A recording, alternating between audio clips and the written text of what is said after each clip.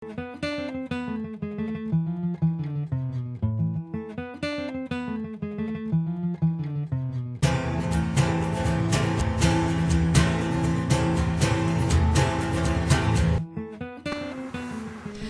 original PA28 owes its existence to John Thorpe, who designed an all-metal home built after that.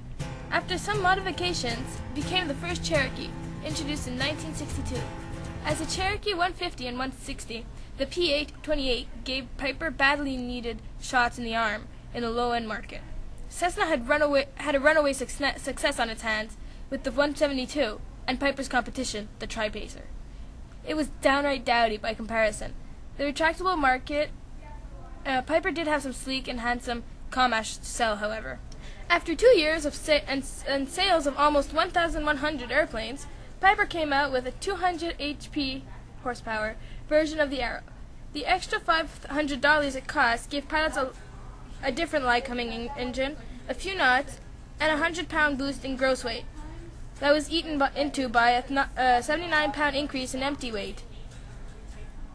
This kind of engine was more costly in other ways too.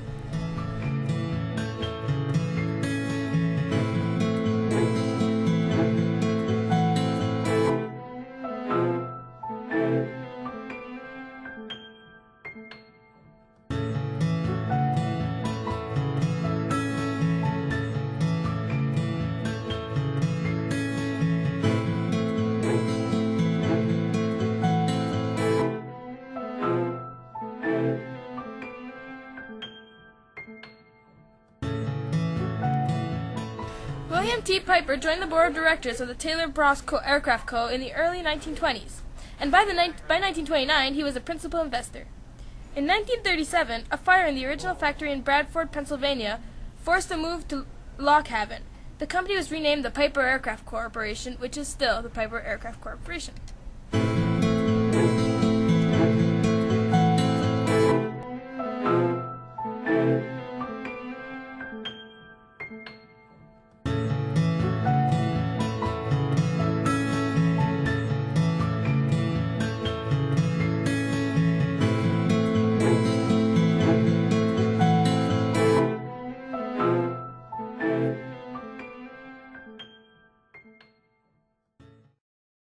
Okay, well, many years ago, I had a chance to fly this airplane in particular, and in the early 70s, my wife and I used to fly everywhere with it.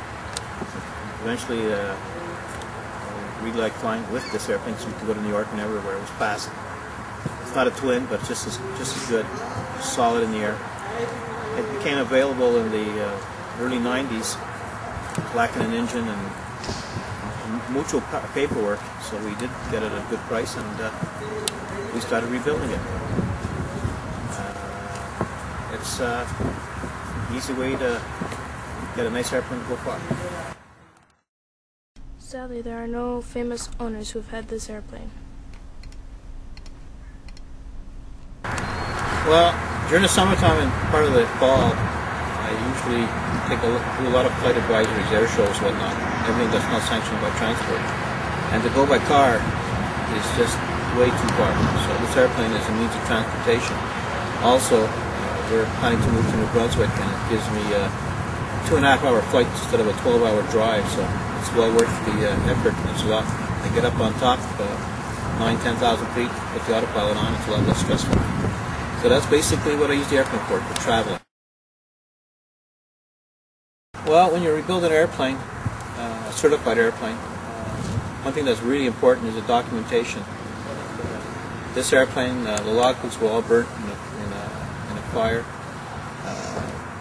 Half the ADs or none of the ADs were complied with properly. So I had to find an engine, about $35,000 US. Pick all the parts that were missing. We had no interior. Some of the instruments were not as per. So basically what I had to do is take everything apart, lock, stock and barrel, windshield, everything, and replace everything with new so I could document it. The engine was taken, whatever parts were left of the engine was taken to a DOT approved shop. The engine was put back together. New crank, new cams, cylinder, pistons, con rods, the whole 10 works. The Everything on the airplane basically is new. All the rubber hoses have been repaired.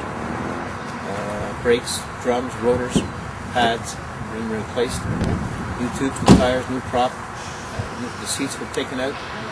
They were blasted, glass beaded, primed, painted, and new materials, FAR approved materials were put on, put back into place. Now the wings are put back on. The airplane, through some of the pictures you see in the documentation, since we're going to be living in a salt environment, has hard coat inside and out to provide corrosion resistance against salt. All the avionics were ripped and put in. It's all digital now. Got 2 light scope, 2 localizers, 2 VORs, GPS, autopilot, ADF, and you even have music on board. So when we get bored, success is, I think if you take a nice look around the airplane, it's a nice looking airplane. Poor place. It's got a baggage compartment. I could put my daughter in it. I could. The family-oriented aircraft. As you can see, the wheels fold in. The prop is variable pitch, so that means I can back off when I'm up on top. Success. The airplane meets all my expectations, and it's an airplane that I've always wanted. So I'm happy, and I've got it. And the best part is all paid for. I don't know anything on it, so we're all happy campers.